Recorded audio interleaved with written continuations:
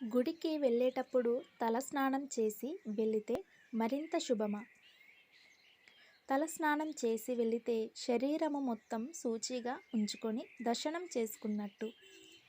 మన నిత్య కృత్యాలతో మనసు ఎల్లప్పుడూ అనేక విధాలుగా కామ, క్రోధ, లోభ, మదాలతో నిండి ఉంటుంది.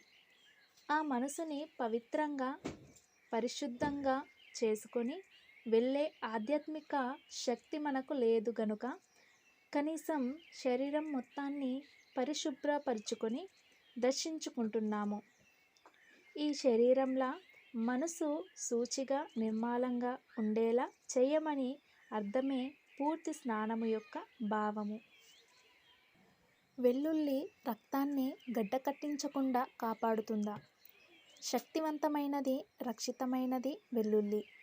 ఇది రక్తాన్ని పలుచగా చేసి ధమనుల్లో రక్తం గడ్డకట్టకుండా చేస్తుంది.